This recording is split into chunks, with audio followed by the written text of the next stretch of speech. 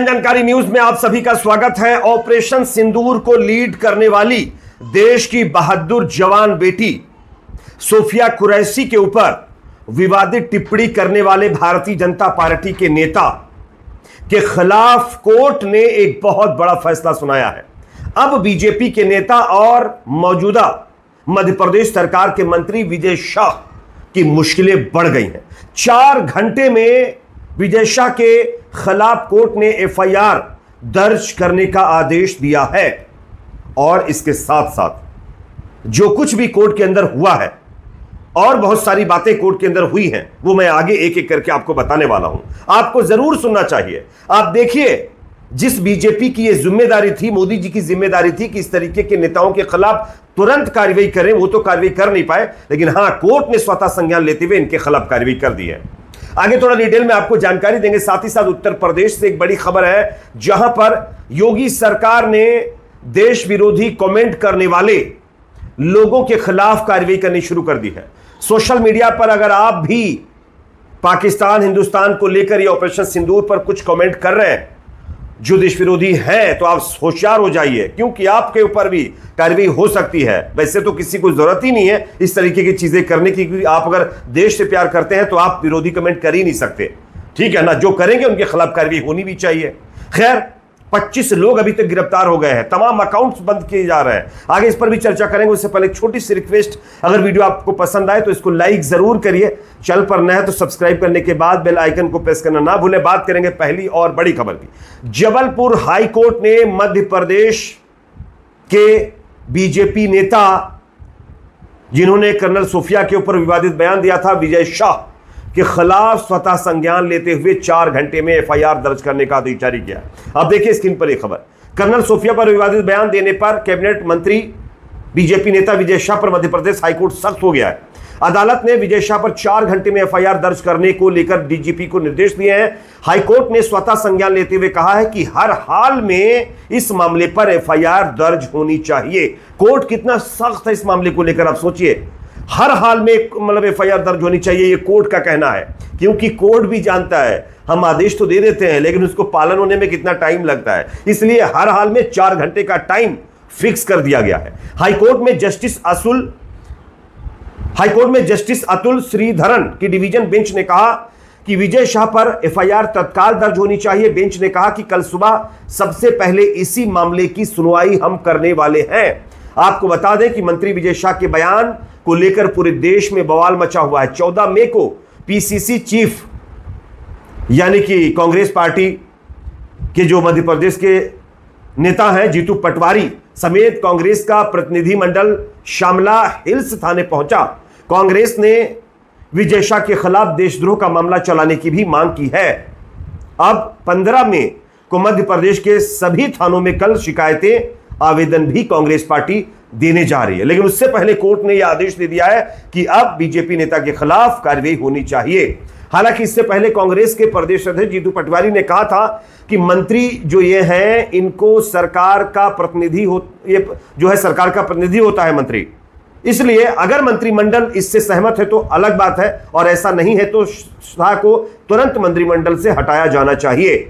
उन्होंने देश की सेना की बेटियों का अपमान किया है, लेकिन बीजेपी ने अभी तक इस नेता को पार्टी से नहीं निकाला है। बीजेपी ने पार्टी से निकालने की तो दूर बात है, कुछ ही दिनों के लिए भी उनको पार्टी से सस्पेंड नहीं किया गया है, उनसे मंत्री पद भी नहीं लिया गया है। अब यह है बीजेपी की देशभक्ति, आप सोच लीजिए। काश बीजेपी नेता की बजाय किसी दूसरी पार्टी का नेता इस तरीके का बयान देता तो बीजेपी के नेता और ये जो ट्रोल आर्मी आईटी सेल है ना, ये चुप बैठता क्या? नहीं, बिल्कुल नहीं। तब तो हंगामा काट दिया जाता, अब तक देशद्रोह का मुकदमा दर्ज होकर उसको जेल में भी डाल दिया जाता। लेकिन बीजेपी का अपना नेता है तो उसको बचाने की हर तरीके की कोशिश की जा रही है। मोदी जी, अगर आप ये कहते हैं कि उनकी पार्टी में सभी देशभक्त हैं तो देशभक्ति दिखाइए, इस नेता को जेल में डालिए, क्योंकि ऑपरेशन सिंदूर को लीड करने वाली इस देश की बेटी के खिलाफ किस तरीके से आपके नेता ने बयान दिया था।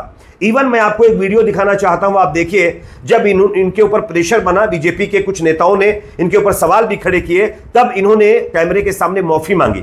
माफी मांगते मांगते इन्होंने जो कांड किया है वो उससे भी ज्यादा अजीबोगरीब है। आप लास्ट में, मैं वीडियो जो आगे दिखाने वाला हूं ये देखिए, लास्ट में देखेंगे, ये नेताजी पहले माफी मांगते हैं, उसके बाद हंसते नजर आते हैं। पहले वीडियो देख लीजिए, उसके बाद इसकी चर्चा करते हैं। फिर भी जो चल रहा है, मैंने कहा किसी समाज और धर्म को भी अगर मेरी बातों से चोट पहुंची हो तो मैं 10 बार माफी मांगने को तैयार हूं। कांग्रेस हमलावर है, कांग्रेस कह रही है कि आपको इस्तीफा देना चाहिए। क्या कांग्रेस के बारे में, कांग्रेस के मामले में कुछ भी नहीं कहना चाहता।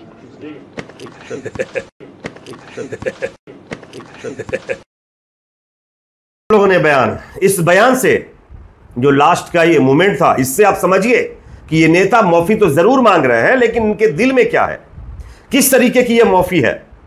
अभिषार शर्मा जो एक सीनियर जर्नलिस्ट हैं, उन्होंने इस वीडियो को पोस्ट करते हुए लिखा है, बड़े बेशर्म देखे मगर ऐसा नहीं देखा, देखो कैसे हंस रहा है। डॉक्टर मोहन यादव जो कि मुख्यमंत्री हैं मध्य प्रदेश से, उनसे मांग की है कि कुछ तो कार्रवाई कीजिए।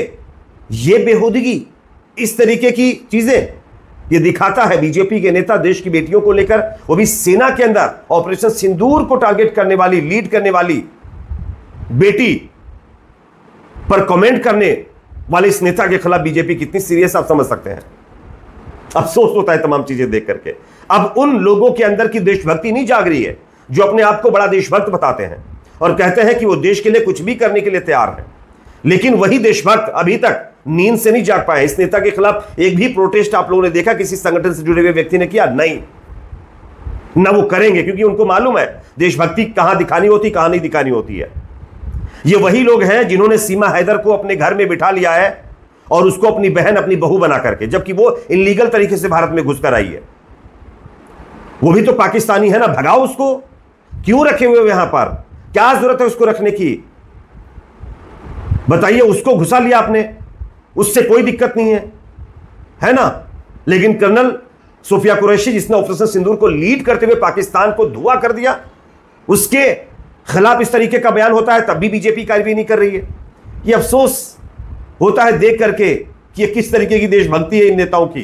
खैर, एक और खबर जो कि सामने आ रही है उत्तर प्रदेश से, जहां पर यूपी पुलिस भी अब शिकंजा कसने लगी है।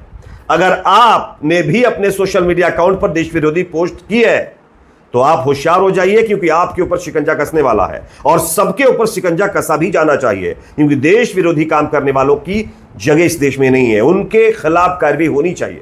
उत्तर प्रदेश पुलिस की तरफ से ऑपरेशन सिंदूर से संबंधित राष्ट्र विरोधी और भ्रामक पोस्ट फैलाने के आरोप में 40 सोशल मीडिया अकाउंट्स के खिलाफ एफआईआर दर्ज करते हुए 25 लोगों को गिरफ्तार कर लिया गया है। यह कार्रवाई योगी आदित्यनाथ के निर्देश पर हुई है। कुछ अकाउंट्स में आपको बताना चाहूंगा नाम लेकर के कि किन लोगों के खिलाफ कार्रवाई की गई। इसमें देखिए, लव और उसके बाद यू जिंदगी इंस्टा आईडी है, उसके बाद रोजान अली इंस्टा आईडी है, साजिद अली इंस्टा आईडी है, अंकित कुमार की इंस्टा आईडी है, परविंदा की आईडी है, फेसबुक आईडी है, आदित्य भैया सांसद बदायूं के नाम से बनाई गई फेक आईडी है, उसके बाद सादिक, करीश यादव, शरण, प्रज्ञा शिवा वर्मा, सोनम सिंह और रिंकी सिंह, उसके बाद आमिर खान, गुड्डू बेग, जमात अली और सरताज मलिक, मोहम्मद रियाज, विक्की खान और ऐसे कई नाम हैं, पुष्पेंद्र चौधरी, ऐसे कई नाम हैं जिनके खिलाफ यहां पर कार्रवाई की गई है। इनके या तो अकाउंट बंद किए गए हैं या इनके ऊपर एफआईआर दर्ज कर दी गई है।